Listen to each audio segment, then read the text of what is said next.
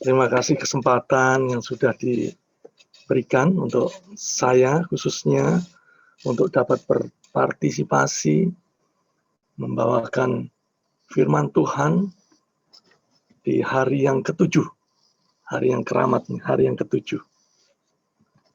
Judul ibadah kita pada hari yang ketujuh ini mendoakan janji-janji Allah. Baik, kita sudah mendengarkan selama 6 hari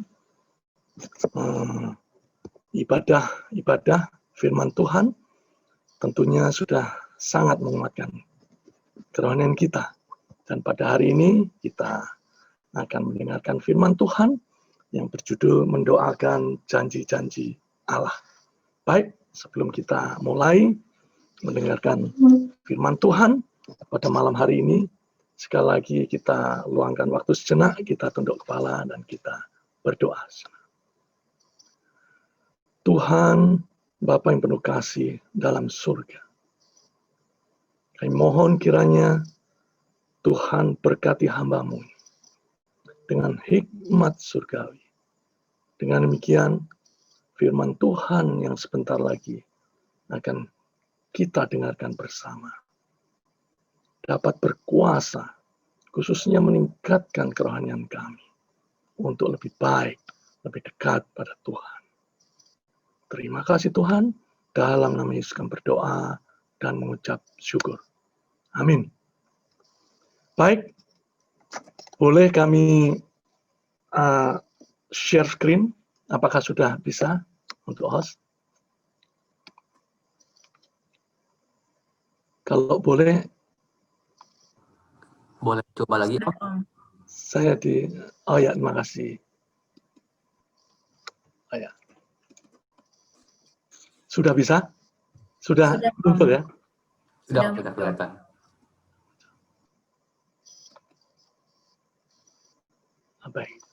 Baik, mendoakan janji-janji Allah. Baik, ayat kita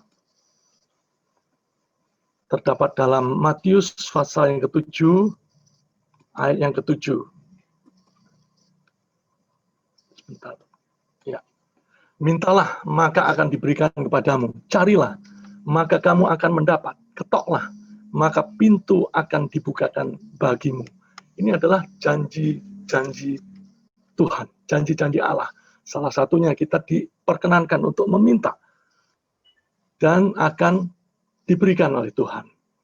Yesus menebus kita sehingga oleh iman kita menerima roh yang telah dijanjikan itu. Galatia pasal 3 ayat yang ke-14. Baik, saya mencoba search di Google, jadi berapa banyak itu janji-janji Tuhan pada kita. Baik, rupanya janji Tuhan itu begitu banyak. Di sini terdapat ada 3.573 janji-janji Allah dalam Alkitab. Jadi begitu banyak. Contoh saja janji Tuhan yang sangat terkenal, yaitu yang terdapat dalam Yohanes pasal 3 ayat yang ke-16. Karena begitu besar kasih Allah akan dunia ini, sehingga Ia telah mengaruniakan anaknya yang tunggal, supaya setiap orang yang percaya kepadanya tidak binasa, melainkan beroleh hidup yang kekal. Ini salah satu janji Tuhan yang sangat terkenal, terdapat dalam kitab Perjanjian yang Baru. Kita juga kutip janji Tuhan yang terdapat dalam Perjanjian Lama, terdapat dalam kitab Yeskiel pasal 36 ayat yang ke-26 dan 27. Bunyinya, kamu akan kuberikan hati yang baru dan roh yang baru di dalam batinmu.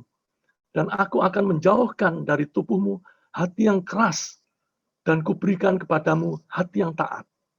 Rohku akan kuberikan diam di dalam batinmu. Dan aku akan membuat kamu hidup menurut segala ketetapanku dan tetap berpegang pada peraturan-peraturanku dan melakukannya. Baik, kalau kita lihat Yeskiel pasal 36 ayat yang ke-26, di sini bahkan janji Tuhan bahwa Tuhan akan menjauhkan dari tubuhmu hati yang keras, dan kuberikan padamu hati yang taat.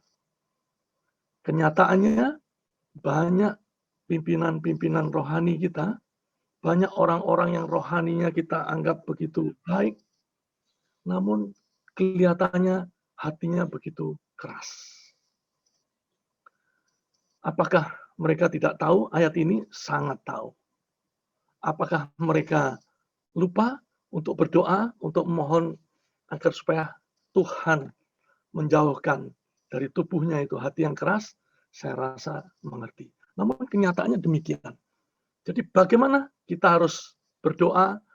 Nanti kita akan melihat bagaimana agar supaya kita dapat berdoa sesuai dengan janji-janji Tuhan dan Tuhan menjawab doa kita.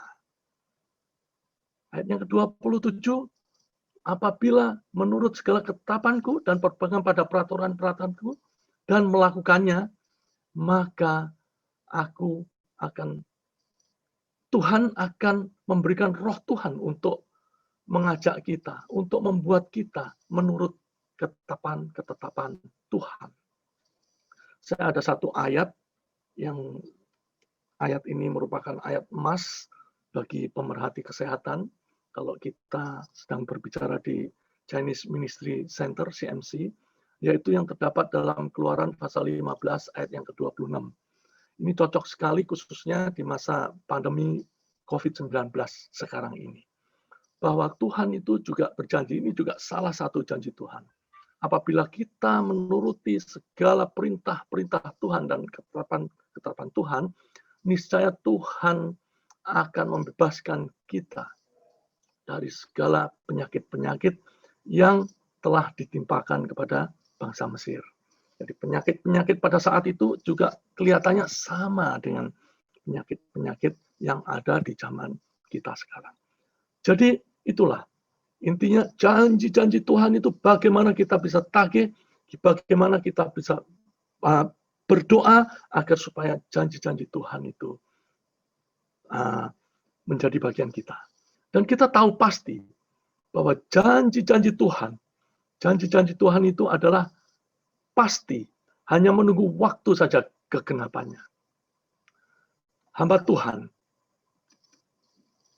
Nyonya White, dalam tulisannya di My Life Today halaman 338, beliau mengatakan, untuk menghapuskan janji-janji Allah dari firman akan seperti menghapuskan matahari dari langit.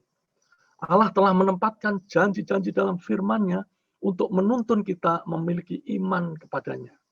Dalam janji-janji ini, dia menarik kembali tabir dari kekekalan. Jadi mustahil untuk menghapuskan janji-janji Allah. Dan janji-janji Tuhan itu adalah pasti. Dan kegenapannya adalah pasti. Walaupun ada juga yang kondisional. Tapi semua janji Tuhan itu pada kenyataannya adalah pasti akan terjadi kegenapannya. Next. Kemenangan yang mustahil menjadi mungkin. Saya tidak pernah berpikir saya akan menemukan pengetahuan baru seperti itu mengenai doa. Berdoa berdasarkan janji-janji Allah. Sementara itu Allah telah memberi saya kemenangan dalam hidup saya yang tidak pernah saya pikirkan mungkin. Sejak saya belajar berdoa dengan janji-janji, hidup saya telah diubah. Bahkan istri saya telah melihat perubahan total dalam diri saya. Saya juga terkejut pada diri saya sendiri. Jadi luar biasa. Apabila kita berdoa sesuai dengan petunjuk Tuhan, tak henti-hentinya kita berdoa, kita baca janji-janji Tuhan dalam doa kita. Bahkan kalau boleh kita ulang berkali-kali, niscaya mukjizat akan terjadi dalam kehidupan kita. Bahkan orang pun akan melihat bahwa diri kita sudah diubahkan menjadi jauh lebih baik dari sebelumnya. Baik. Bagaimana berdoa dengan janji janji Allah. Kita memilih janji atau perintah Alkitab dan berdoa dengan kata-kata itu kembali kepada Allah. Kita bersandar kepadanya untuk melakukan apa yang Ia janjikan. Kita memperkenankan Dia membimbing doa-doa kita dan berbicara kepada kita melalui firman-Nya. Dan jika kita merasa ragu, seperti yang kadang-kadang dilakukan semua orang, kita dapat mengarahkan pandangan kita pada janji-janji dan mengklaimnya sebagai jaminan pribadi Allah. Jadi doa-doa kalau kita baca dalam janji-janji Tuhan yang terdapat dalam Alkitab, itu ada jaminan. Dan jaminan itu adalah jaminan pribadi Tuhan. Jaminan pribadi Allah. Jadi mustahil. Kalau sudah Allah sendiri yang menjamin, mustahil bahwa janji-janji itu tidak digenapi. Namun dengan syarat, agar supaya janji itu digenapi, kita harus menurut firman dan ketetapan Tuhan. Baik, dalam hal berdoa, banyak sekali kiat-kiat dalam hal berdoa agar supaya doa kita dapat dijawab oleh Tuhan. Saya pernah dengar ada kiat doa itu adalah ABC. ABC, alfabet ABC. A itu adalah as, jadi memohon, meminta. As. B itu adalah believe, percaya. Dan C itu adalah claim, yaitu adalah menuntut. Jadi memohon, menuntut. ABC. Namun pelajaran kita pada 10 hari berdoa, pada hari yang ke-7 ini, di halaman 79, di sini disebutkan ada 3 juga dalam hal berdoa kita harus menyatakan. Yang pertama, kita diberitahu untuk membuat permintaan kita dalam nama Yesus. Jadi setiap doa kita, itu kita sertakan bahwa doa itu kita mohon dalam nama Yesus. Itu terdapat dalam Yohanes pasal 14 ayat yang ke-14. Jika kamu meminta sesuatu kepadaku dalam namaku, aku akan melakukannya. Yang pertama, membuat permintaan kita dalam nama Yesus. Yang kedua, doa-doa yang sesuai dengan kehendaknya, bukan kehendak kita. Allah juga memberikan janji umum bahwa Dia menjawab doa-doa yang sesuai dengan kehendaknya. Dan inilah keberanian percaya kita kepadanya, yaitu bahwa Ia mengabulkan doa kita jikalau kita meminta sesuatu kepadanya menurut kehendaknya. 1 Yohanes pasal 5 ayat 14 dan 15. Jadi yang pertama kita minta dalam nama Yesus, yang kedua doa-doa yang sesuai dengan kehendaknya. Jadi tidak heran kalau kita berdoa kita sering mendengar bahwa kehendak Tuhanlah yang jadi, bukan kehendak kami. Baik. Yang ketiga, kita harus yakin bahwa apa yang kita doakan itu kita sudah menerimanya. Ini kadang-kadang paradoks. Ini ada sulit. Namun inilah yang diminta. Pelajaran kita mengatakan, yakin bahwa apa yang kita doakan itu kita sudah menerimanya. Yang ketiga, kita harus yakin. Terdapat dalam Markus pasal 11 ayat yang ke-24. Karena itu aku berkata kepadamu, apa saja yang kamu minta dan doakan, percayalah bahwa kamu telah menerimanya, maka hal itu akan diberikan kepadamu. Jadi kita harus ingat, mulai sekarang apabila kita berdoa, yang pertama, kita harus berdoa di dalam nama Yesus. Yang kedua, doa kita harus sesuai dengan kehendak Tuhan. Yang ketiga, kita harus meyakini bahwa apa yang kita doakan itu kita sudah menerimanya. Untuk itu, kita harus benar-benar memikirkan doa kita. Kita harus bersungguh-sungguh bahwa doa kita ini benar-benar kebutuhan kita, bukan keinginan kita.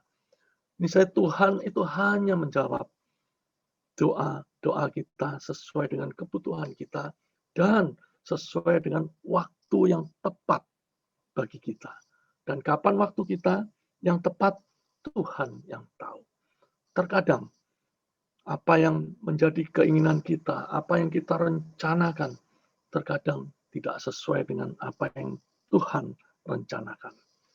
Yesaya pasal 55 ayat 8. Namun Yeremia pasal 29 ayat 11, bahwa rencana Tuhan kita percaya adalah rencana yang baik, rencana yang penuh kedamaian, dan rencana yang membahagiakan kita.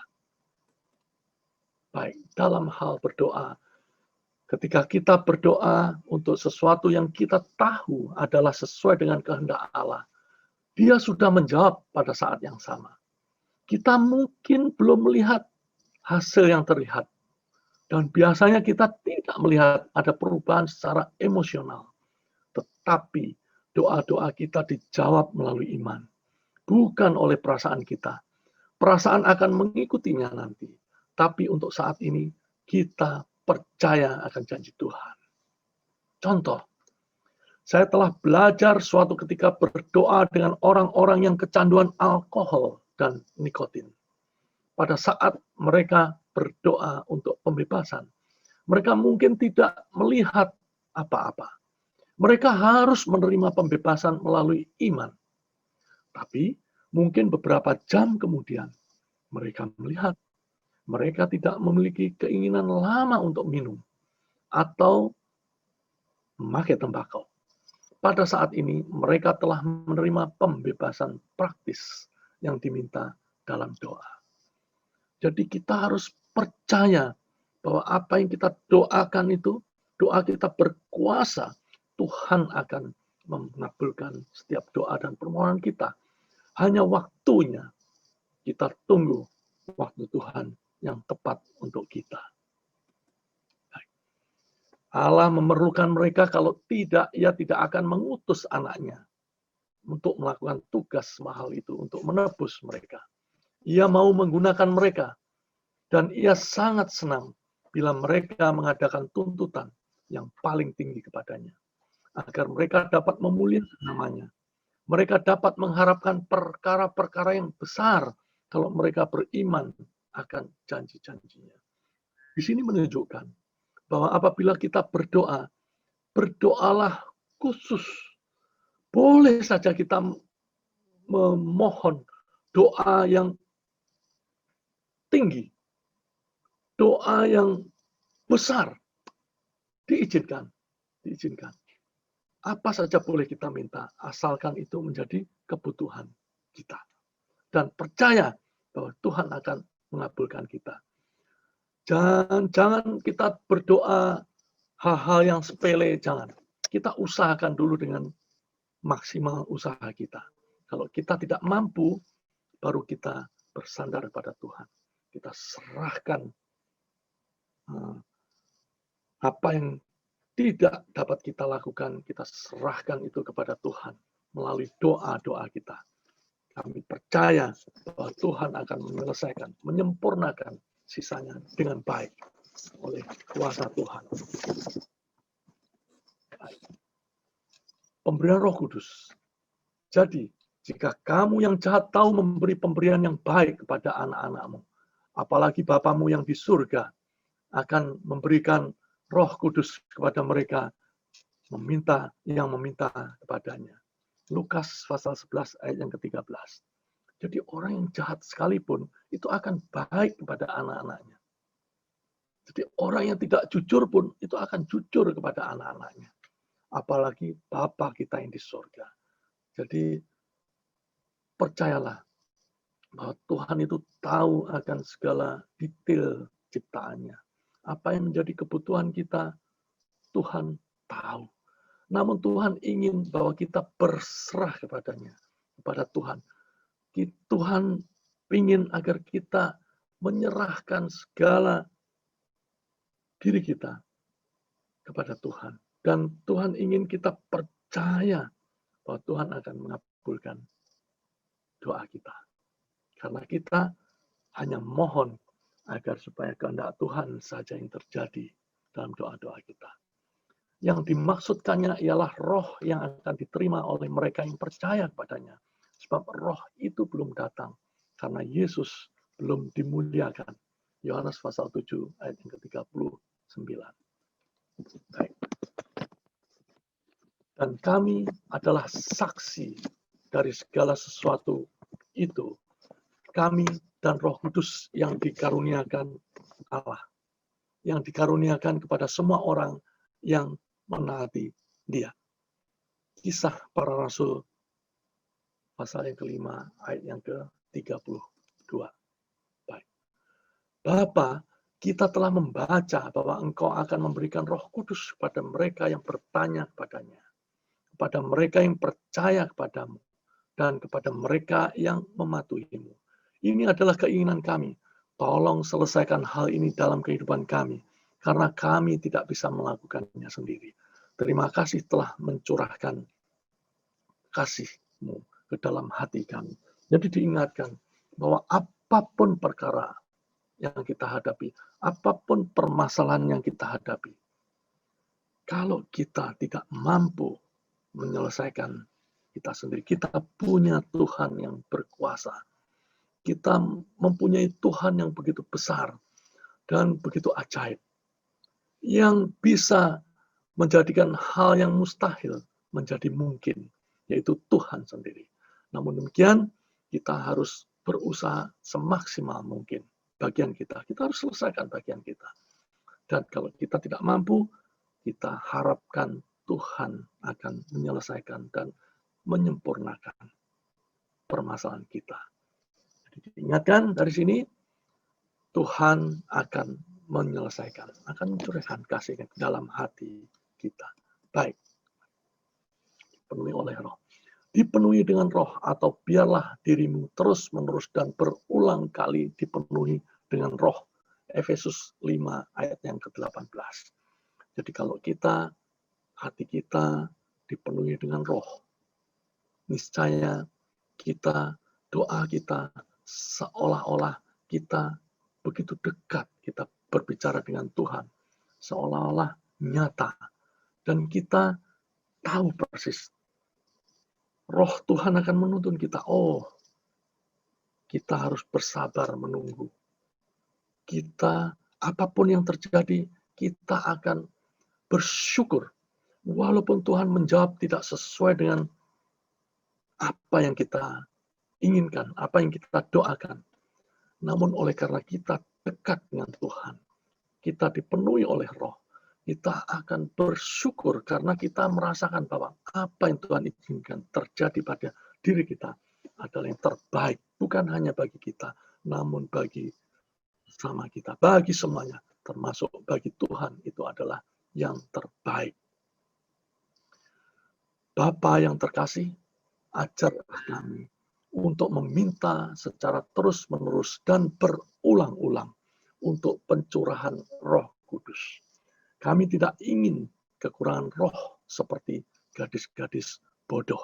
Jadi ada ilustrasi 5 gadis yang bijak dan 5 gadis yang bodoh. Kita tidak ingin kekurangan roh seperti gadis-gadis bodoh. Isilah kami dengan kebijaksanaan yang ditemukan dalam firman-Nya. Jadi pelajaran kita pada hari yang ke-7, 10 hari yang berdoa ini adalah mendoakan janji-janji Allah agar supaya Allah dapat memenuhi, menjawab apa yang kita doa-doakan. Jadi kita diingatkan, yang pertama adalah kita harus bawakan doa kita dalam nama Yesus. Yang kedua, doa-doa kita harus sesuai dengan kehendak Tuhan, bukan kehendak kami. Dan yang ketiga, doa kita adalah, masih ingat, bahwa kita harus percaya sepenuhnya dan yakin bahwa apa yang kita doakan ini kita sudah menerima dengan baik. Jadi niscaya apabila kita menuruti firman Tuhan dan kita berdoa sebagaimana pelajaran yang kita pelajari pada hari ini, saya janji-janji Allah akan terpenuhi melalui doa-doa kita. Terima kasih, Tuhan memberkati kita semua. Amin.